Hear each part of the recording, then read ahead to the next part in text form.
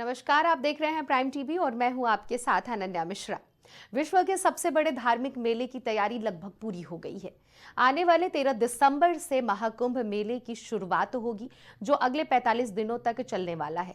इस मेले में आने वाले श्रद्धालुओं को इस बार 52 फीट ऊंचा, 52 फुट लंबा और 52 फीट चौड़ा दुनिया का सबसे विशाल महामृत्युंजय यंत्र देखने को मिलेगा।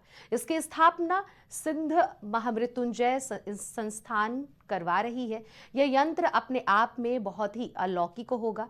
इसको लेकर स्वामी सहजानंद सरस्वती ने विस्तार से हमारी संवाददाता आरती तिवारी से खास बातचीत भी की है। इस वक्त बातचीत के लिए हमारे साथ स्वामी सहजानंद जुड़ चुके हैं। उनसे जानते हैं कि आखिरकार इस बार का महाकुंभ कितना भव्य और दिव्य रहने वाला है। जी, हरिओम नमः शिवाय जी। जिस प्रकार से 2025 का ये महाकुंभ आपने 2013 का देखा होगा, लेकिन ये 25 का कितना अलग है, पहले उसके बारे में विस्तार से। 144 साल के बाद ये योग आ रहा है और पूर्ण Mahakumbh, that is the right word है। तो इस पूर्ण महाकुंभ में अलौकिकता, दिव्यता अभूतपूर्व है, सभी देख रहे हैं। इस कई कारण हैं, जिसमें से एक मुख्य कारण ये भी है कि पहले डिजिटलाइज युग नहीं था, सोशल मीडिया का युग नहीं था। तो उस समय भी बगैर चिट्ठी, बगैर पत्री के लाखों और करोड़ों की संख्या में लोग आते थे। तो इस बार तो सभी, हमारे भारत के प्रधानमंत्री जी भी एकता का कुंभ नाम दे रहे हैं, सांस्कृतिक कुंभ नाम दे रहे हैं। हमारी धरोहर को, एकता को, संगठन को इकट्ठे हों, जाने और हम इस विज्ञान को समझें। इतने बड़े भव्य आयोजन में सभी लगे हुए हैं।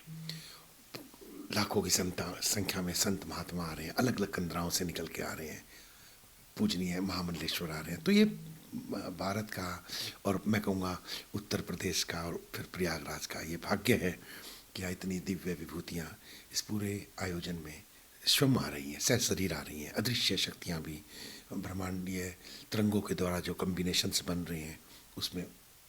जिस प्रकार से आपकी तरफ से महामृत्युंजय यंत्र का आयोजन किया जा रहा है, लेकिन मैंने बाहर देखा वो 52 फीट का क्यों है, इसके बारे में मैं जानना चाहती हूँ। प्रयागराज में महामृत्युंजय यंत्र को लगाया जा रहा है। जैसे ब्रह्मा जी ने सृष्टि की संरचना करके पहला यज्ञ प्रयागराज में किया, इसीलिए इसका स्थान प्रयागराज हुआ। तो उसी तरह से विश्व का सबसे बड़ा महामृत्युंजय यंत्र यहाँ पर स्थापित हो रहा है। 52 फीट बाय 52 फीट और 52 फीट ऊंचा। 52 ही हमारे भारत में सिद्ध शक्ति पॉइंट है। 52 ही अक्षरों का ये महामृत्युंजय मंत्र है और 52 ही तरह की पूरी विश्व में, आकाशीय ब्रह्मांड में ध्वनियाँ हैं, वाइब्रेशंस हैं। तो उसी के मद्देनज़र भारत को काल सर्प दोष से मुक्त करने के लिए और इस अलौकिकता को लोग महसूस कर पाएँ, ऊर्जा को समझ पाएँ, इस विशेष महामृत्युंजय यंत्र का यहाँ पर निर्माण चल रहा है, जिसमें ब्राह्मण प्रतिदिन पाठ कर रहे हैं, रुद्री से हवन हो रहे हैं, महामृत्युंजय का जाप चल रहा है।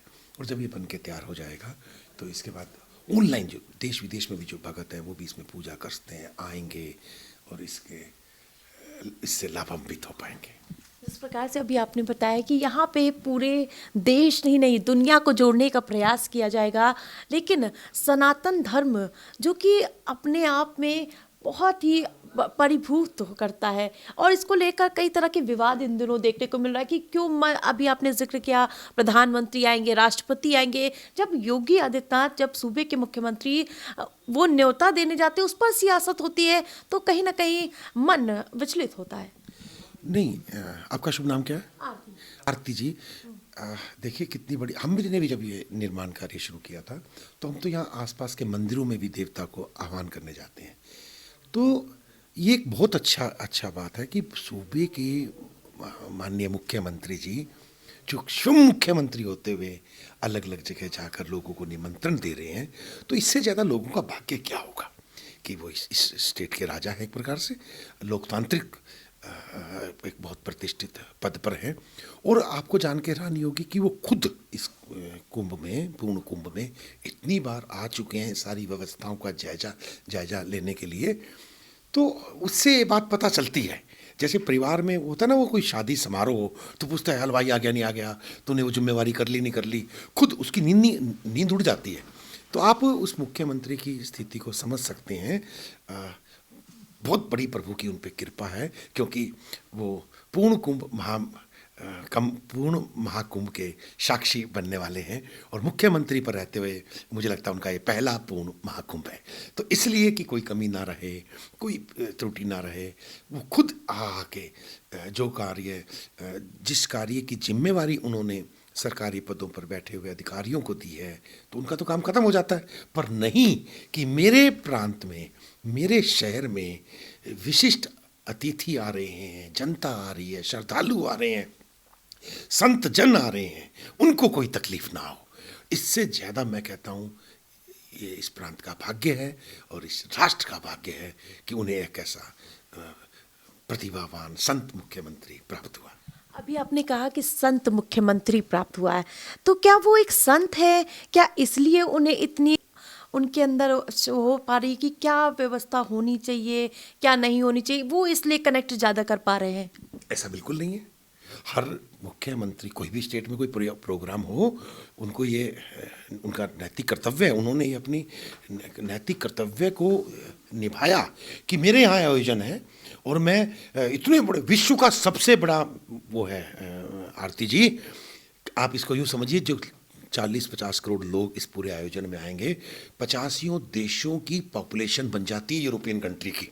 एक छोटे से स्थान पर 40 करोड़ लोगों का आना, तो मुख्यमंत्री खुद इस चीज़ को संभाल रहे हैं, अपनी कमान को हाथ में लिए हुए हैं, इन चीज़ों को जान रहे हैं।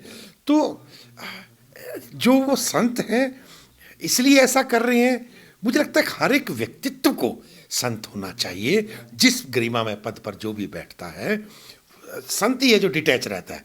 जिस तरह से सूर्य, आप सूर्य को देख के गाली बकें, आप सूर्य को देख के अर्घ दें, सूर्य आपके प्रकाश में कोई कमी नहीं रखता। वो व्यक्ति का अपना अपना वो दृष्टिकोण है और उसके खुद के कर्म हैं। अगर वो सूर्य को देख के पेशाब कर रहा है तो वो रोगी हो जाएगा, वो जल दे रहा है तो उसकी नेत्र ज्योति अच्छी हो जाएगी, बढ़ जाएगी। वो अपना काम कर रहे हैं, बाकी सभी अलग अलग विचारधारा है।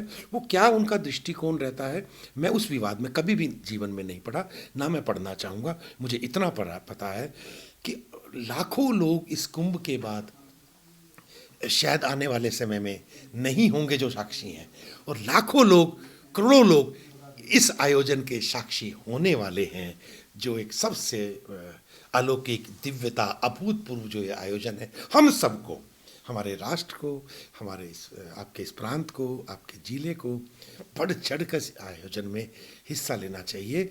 मैं समझ सकता हूँ, मैं कुछ न्यूज़पेपर पढ़ता हूँ, कुछ मीडिया में देखता हूँ। रिस्पेक्टेड आरती जी, आपके पास 200 लोग मेहमान आने वाले हो ना किसी आयोजन में, तो आपके हाथ पांव फूल जाते हैं।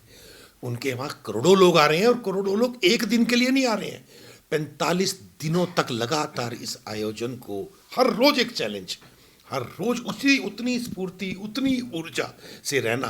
तो आपको क्या लगता है वो खुद कर रहे हैं? नहीं, ईश्वर ने उनको माध्यम बनाया है। और आरती जी, जो आपने कहा कि कुछ प्रतिस्पर्धी या कुछ और व्यक्ति विशेष जो विवाद उत्पन्न कर रहे हैं, ऐसा कभी नहीं होना चाहिए। जब आपका इलेक्शन नहीं हुआ था, आपस में सभी लोग विवाद करें, अपनी पार्टी को जिताने के लिए करते हैं, हर प्रांत में ऐसा होता है।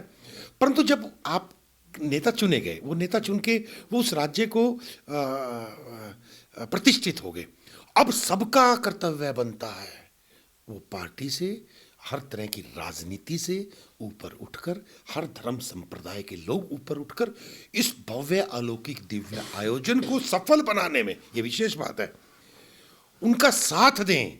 आप बड़ी गहरी बात मैं बताना चाहता हूं, जब आपने उनको चुन लिया, वो इस पद पर हैं, अब हम कोई कॉम्प्रोमाइज नहीं, अब हम सबको नैतिकता के वजह से भी, नैतिकता की वजह से अपना कर्तव्य समझकर हम इस तीर्थ मर्यादा को पालन कर पाएं, और इस अलौकिक, दिव्य, अभूतपूर्व आयोजन को इतिहास में ये रचा जाए कि ऐसा इनके मार्गदर्शन में। इस समय वो सबके मार्गदर्शक हैं, वो इस समय सबका नेतृत्व कर रहे हैं। तो हम सब, मुझे ऐसा लगता है कि सबको उनका निश्चित रूप से संत साथ दे रहे हैं, पूजा पाठ कर रहे हैं। जो व्यक्ति जिस तरह से समर्थशाली हो, बजाय कंप्लेंट करने के, ये नहीं हुआ, ये ऐसा क्यों हो रहा है, सबको अपनी ऊर्जा उन योगी की तरफ लगानी बनती है भाई, तभी तो ये कर पा रहे हैं। बिल्कुल, हर हर महादेव बाबा जी।